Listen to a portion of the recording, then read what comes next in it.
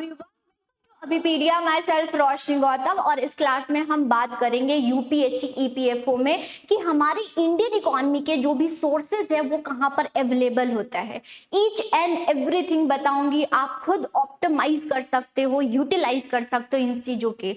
Let suppose आपको unemployment का data भरना है, तो उसके लिए कौन से सोर्सेज होते हो, कौन से डाटा रिलीज करता है, कौन सी ऑर्गेनाइजेशन रिलीज करती है, और ये करंट अफेयर आप सभी को पढ़ना चाहिए। डाटा फैक्ट्स बहुत इंपॉर्टेंट होते हैं for the Indian economy, right. तो चलिए आज की क्लास को स्टार्ट करते हैं, और आज की क्लास बहुत इंपॉर्टेंट होने वाला है। इससे पहले मैं आप सभी को एक इंफॉर्मेशन देना चाहूंगी, अगर आप यूपीएससी ईपीएफओ की तैयारी कर रहे हैं एंड कोर्सेज बाय करना चाहते हो, कोर्सेज भी अवेलेबल है स्टूडेंट, जहां पर आपको recorded lecture, PDF, test series, each and everything मिलेगा। इसी के साथ एपीएफसी के कोर्सेज को भी लॉन्च कर दिया गया है, और आपको पता है कि कभी भी इसकी नोटिफिकेशन जारी हो सकती है, तो देर मत कीजिए। अगर आप तैयारी कर रहे हैं, नोटिफिकेशन आने के बाद कोई तैयारी नहीं होती है, जो भी तैयारी होती है वो पहले होती है। आप अपने आप को पूरी तरह से प्रिपरेशन करके बैठे। तो यहाँ पर यूपीएससी एपीएफसी के लिए भी आपके डेमो लेक्चर भी होगा, नोट्स होंगे, लेक्चर्स होंगे एंड पूरी टेस्ट सीरीज आपको स्ट्रक्चर्ड वाइज ये कोर्स मिलेगा, जिसका लिंक आपको डिस्क्रिप्शन बॉक्स में होगा। वहां जाके डायरेक्टली बाय कर सकते हैं या पर्टिकुलर नंबर पर आप कॉल भी कर सकते हैं। चलिए अब हम देखते हैं कि हमें क्या क्या कवर करना चाहिए फॉर द इंडियन इकोनॉमी और related to current affair data जो होता है वो कहां से हमें लेना चाहिए। तो सबसे पहले अगर हम बात करें तो आपको बजट पढ़ना है। करंटली जो भी बजट आया है आपको उस फाइनेंशियल ईयर का बजट पढ़ना है, जो कि आप वेबसाइट से जाकर ही डाउनलोड करेंगे। क्या आपने सर्च करना है गूगल पे कि हाईलाइट्स ऑफ बजट, आप पूरा आपको पीडीएफ मिल जाएगा, उसको आप डिटेल में पढ़ें और उससे एक आधा क्वेश्चन हमें देखने को मिलता है। बजट बहुत इंपॉर्टेंट है, और बजट के लिए आप वेबसाइट पर जाके वहां पर डाउनलोड करके पढ़ सकते हैं। फिर आते हैं सर्वे। जिस प्रकार से बजट फिर भी आपको बहुत ज्यादा समझ आ जाता है, इधर उधर से आप पढ़ लेते हो, लेकिन सर्वे को डिटेल में पढ़ना चाहिए, और ये एग्जाम के लिए बहुत इंपॉर्टेंट है। इंडियन इकोनॉमी का परसेंटेज वेटेज बहुत ज्यादा है, तो सर्वे आपको पूरी तरह से पता होना चाहिए और ईच एंड एवरी चैप्टर को डिटेल में पढ़ना चाहिए। ऑलवेज सोर्स की बात करें तो ऑलवेज क्रेडिबल सोर्स होने चाहिए, ऑथेंटिसिटी होनी चाहिए। तो सर्वे को भी आप वेबसाइट से करेंगे डाउनलोड एंड उसको पढ़ लेंगे, ये भी इंपॉर्टेंट है। तो सर्वे भी वन ऑफ द इम्पॉर्टेंट है। कोई भी एग्जाम अगर हम यूपीएससी की बात करें तो इसके लिए तो बहुत ज्यादा ही इंपॉर्टेंट है। तो बजट हो गया, सर्वे हो गया, जो कि वेबसाइट पर जाके डाउनलोड करके आपने पढ़ना है। नेक्स्ट देखिए सेंसस। सेंसस की बात करें तो जो भी अभी तो 2011 वाला सेंसस है, अभी न्यू नहीं लॉन्च हुआ है, तो आपको सेंसस भी डिटेल में पढ़ना चाहिए। क्या सेंसस, क्या डाटा है, कौन सी स्टेट का क्या रैंक है, ये सब आपको पता होना चाहिए, जो कि आप डाउनलोड करेंगे। अगर ministry of home affair and government of India के वेबसाइट पर जाते हैं तो वहां पर जाके सेंसस का डाटा डाउनलोड करके आप पढ़ सकते हैं। ओके, ये है। नेक्स्ट अगर हम बात करें तो सेंसस की बात करें तो वो हर 10 साल में आता है, लेकिन अभी 10 साल में भी नहीं आया है। रीजन ये बताया गया है कोविड-19। अब देखते हैं कि कब आता है सेंसस का डाटा। लेकिन अगर मान लो कि अगर 10 साल में आ रहा है तो हमारी इकोनॉमी की सिचुएशन क्या चल रही है, डाटा क्या है, उसके लिए एसआरएस डाटा होता है, that is sample registration system. ये सैंपल एसआरएस डाटा होता है, वो हमें भरना चाहिए। इसमें भी आपकी करंट जो डाटा या इंडिया की क्या सिचुएशन है हमें पता चल जाता है, तो आप सभी को एसआरएस डाटा भी भरना चाहिए।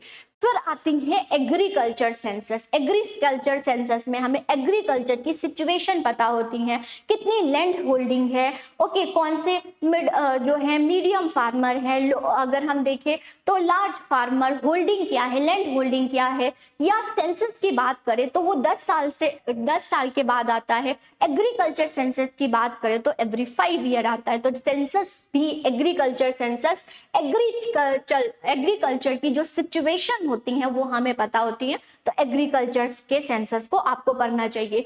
जो कि मिनिस्ट्री, कौन सी मिनिस्ट्री, यहाँ की बात करें तो ministry of agriculture farmer welfare के वेबसाइट पर जाके आप डिटेल में इसको पढ़ सकते हैं, आपके लिए बहुत यूजफुल होगा।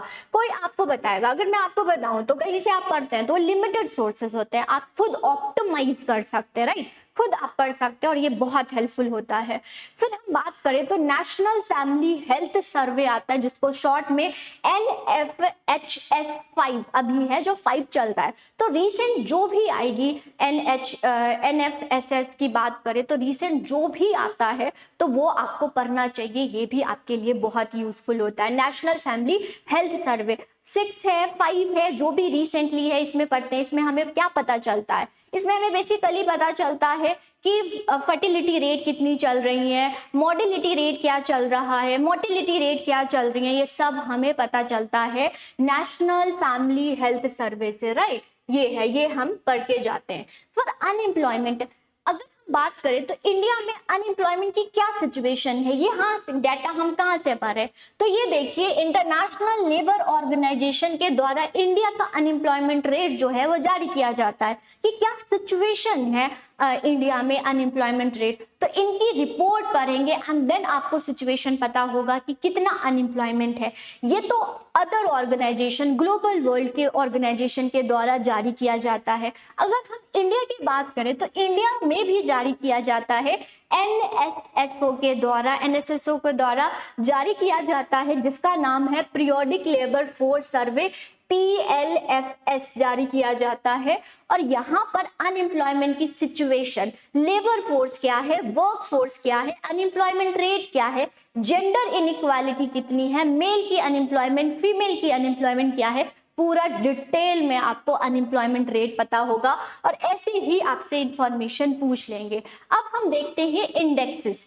इंडेक्सेस भी आपको पढ़ना चाहिए, जैसे कि जेंडर इनइक्वालिटी इंडेक्स होता है, वर्ल्ड डिजिटल कॉम्पिटिटिवनेस होता है, ग्लोबल इनोवेशन इंडेक्स होता है, ग्लोबल जेंडर गैप इंडेक्स होता है, वर्ल्ड हैप्पीनेस इंडेक्स होता है, ग्लोबल हंगर इंडेक्स। ये रिसेंटली मैंने इस पर वीडियो भी बनाया है। इसमें क्या पता चलता है कि इंडिया कितने रैंक पर है, इंडिया की क्या सिचुएशन सही हुई है, रैंक क्या करे, इंप्रूव हुई है, रिड्यूस हुआ है, तो रैंक पूछ लिया जाता है। और ये सारे आपको रैंक पता होना चाहिए। मंथली जितने भी कोई भी डाटा रिलीज किया जाता है, जैसे कि UNDP की बात करें, ये ह्यूमन डेवलपमेंट इंडेक्स जो है वो जारी करते हैं, ये भी आपको पता होना चाहिए।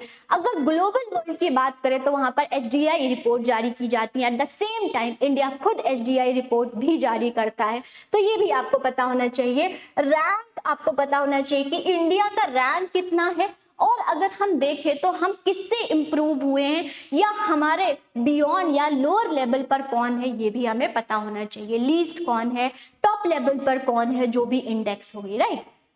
नेक्स्ट आप पढ़ते हैं फॉरेन ट्रेड। फॉरेन ट्रेड में हम इंपोर्ट और एक्सपोर्ट कितना है, इंपोर्ट कितना हो रहा है, एक्सपोर्ट कितना हो रहा है, ये हम जानते हैं, जो कि यहाँ पर आपको मिल जाएगा। कहाँ पर, government of India, ministry of commerce and industries के वेबसाइट पर आप जाएंगे तो इंपोर्ट एंड एक्सपोर्ट का डाटा आपको मिल जाएगा। ये भी यहीं पर जाके देखना है।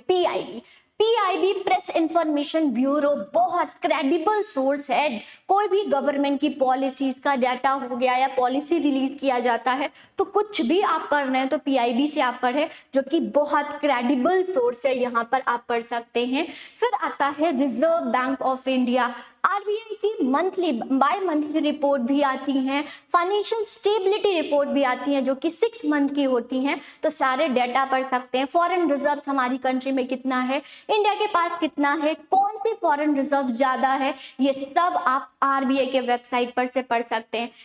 M1 क्या है, M2 क्या है, M3 क्या है, M4 है, मतलब न्यूमेरिकली डेटा आपको यहीं से पढ़ना चाहिए। RBI का वेबसाइट पर आप ये सब पढ़ सकते हैं। अगर हम मंथली मतलब 6 फाइनेंशियल स्टेबिलिटी रिपोर्ट की बात करें तो इस पर भी मैंने बनाया है, आप जाके देख सकते हैं। यहाँ पर 6 मंथ की रिपोर्ट आ जाती है और वो पढ़ना चाहिए। उसके लिए आपको टर्म्स, जो भी टर्म्स हैं वो क्लियर होने चाहिए। तो फाइनेंशियल स्टेबिलिटी रिपोर्ट हो गया। फिर पॉवर्टी की बात करें, पॉवर्टी का डाटा कहाँ से मिलता है? नीति आयोग। नीति आयोग के वेबसाइट पर जाएंगे तो पॉवर्टी का रिपोर्ट आपको मिल जाएगा। मल्टी डायमेंशनल पॉवर्टी इंडेक्स क्या है, ओके, इंडिया के सारे जो स्टेट हैं उनका सिचुएशन क्या है, ये सब नीति आयोग के वेबसाइट पर आपको मिलेगा। या अगर हम देखें तो सस्टेनेबल डेवलपमेंट इंडेक्स आपको ओवरऑल कंट्री का भी देखने को मिलता है। नीति आयोग इंडिया में भी सस्टेनेबल डेवलपमेंट इंडेक्स निकालती हैं, वो भी आप नीति आयोग के वेबसाइट पर जाके पढ़ सकते हैं। तो ये सारी वेबसाइट है जो कि इंडियन इकोनॉमी के लिए बहुत हेल्पफुल है, वहां जाके आप सर्च कर सकते हैं। नेक्स्ट अगर हम देखें तो ये नीति आयोग का वेबसाइट है, यहाँ पर जाके बहुत सारी जो इंडेक्स या रैंक या जो भी चीजें रिपोर्ट, बेसिकली रिपोर्ट जारी होता है वो आप पढ़ सकते हैं। नेक्स्ट देखेंगे scheme. Scheme one of the बहुत इंपॉर्टेंट होता है फॉर द कम्पिटिटिव एग्जाम्स के लिए। तो स्कीम्स पढ़ना है तो या तो आप पीआईबी से पढ़े, प्रेस इंफॉर्मेशन ब्यूरो से पढ़े, उनके वेबसाइट से, एंड देन माई स्कीम होता है, यहाँ पर भी जाके आप पढ़ सकते हैं स्कीम्स के रिगार्डिंग। कोई भी स्कीम है, कोई भी डेटा है, आप यहीं से सर्च करें, यहीं से देखिए, आपके लिए बहुत ही यूजफुल होगा, राइट। फिर आता है इंपोर्ट एंड एक्सपोर्ट। अगर हम इंपोर्ट और एक्सपोर्ट का डाटा देखें तो अगर हम देखें तो इंडिया जो है कौन सी कंट्री से ज्यादा इंपोर्ट करता है, कौन सी कंट्री से ज्यादा एक्सपोर्ट करता है, तो इंपोर्ट और एक्सपोर्ट, बैलेंस ऑफ पेमेंट क्या है, बैलेंस ऑफ ट्रेड कितना हो रहे हैं और डेटा के फॉर्म में, तो ये department of commerce and industries के जाके यहाँ पर आप देख सकते हैं इंपोर्ट और एक्सपोर्ट का डाटा, राइट। नेक्स्ट अगर हम देखें तो department of economic affair, okay, department of economics affair जो है मंथली इकोनॉमिक रिपोर्ट जारी करता है, जहां पर हमें बहुत सारी डेटा हमें पता होता है और एग्जामिनर कहीं भी आपको करंट अफेयर से पूछ सकता है। तो ये बहुत इंटरेस्टिंग और बहुत यूजफुल अगर हम देखें तो ये रिपोर्ट होती हैं जो कि मंथली रिपोर्ट आती हैं, ये हमें पढ़ना चाहिए, ओके। तो यहाँ पर आप कहाँ पर जाएंगे? डिपार्टमेंट ऑफ इकोनॉमिक अफेयर पे, और ये रिपोर्ट आपको मंथली पढ़ना चाहिए for the competitive exam, right. अब देखो यहाँ पर मैगजीन्स की बात करें तो एक योजना मैगजीन्स आती हैं और एक कुरुक्षेत्र मैगजीन्स आती हैं, जहां पर हमें बहुत सारी इंडियन इकोनॉमी के रिगार्डिंग बहुत सारी चीजें देखने को मिलता है कि सिचुएशन क्या है, गवर्नमेंट की पॉलिसीज क्या है, प्रोग्राम्स क्या है, कौन कौन सी इनिशिएटिव्स लाई जा रही हैं, ये सब आप मैगजीन से पढ़े और अंडरस्टैंडिंग भी इंक्रीज होती हैं हमारी इंडियन इकोनॉमी की, राइट। तो ये सारी दो, अगर हम मैगजीन्स की बात करें ये है। फैक्ट की बात करें तो कमेटी का नेम पता होना चाहिए, कौन सी कमेटी ने क्या क्या लाया, जैसे कि एफआरबीएम एक्ट आ गया, या फाइनेंस कमीशन की बात करें तो फाइनेंस कमीशन की रिपोर्ट आपको पढ़नी चाहिए। एफआरबीएम की बात करें तो एफआरबीएम कौन लेके आई, कौन सी कमेटी लेके आई, इंश्योरेंस किसके द्वारा, कौन सी कमेटी के द्वारा सजेस्ट किया गया था, direct tax, indirect tax, tax reforms कौन सी कमेटी के द्वारा किया गया, तो कमेटी का नेम पता होना चाहिए। बैंक्स के रिगार्डिंग आपको पता होना चाहिए, कौन सी बैंक पब्लिक है, प्राइवेट है, फीचर्स क्या है, ये सारी, स्टैब्लिशमेंट डेट क्या है, नबार्ड क्या है, उसकी स्टैब्लिशमेंट डेट क्या है, कौन सी कमेटी के द्वारा सजेस्ट किया गया था। तो ये सारे सोर्सेज हैं फॉर द इंडियन इकोनॉमी, आप यहाँ से कवर कर सकते हैं। होप आप सभी को ये बहुत अच्छा लगा होगा। ऐसे और भी इनिशिएटिव अभिपीडिया के यूट्यूब चैनल पर लाया जाएगा। चैनल पर नए होंगे तो चैनल को सब्सक्राइब कर देंगे, बेल आइकन को दबा देंगे। हम नेक्स्ट लेक्चर में मिलेंगे नए टॉपिक के साथ। Thank you, all the best.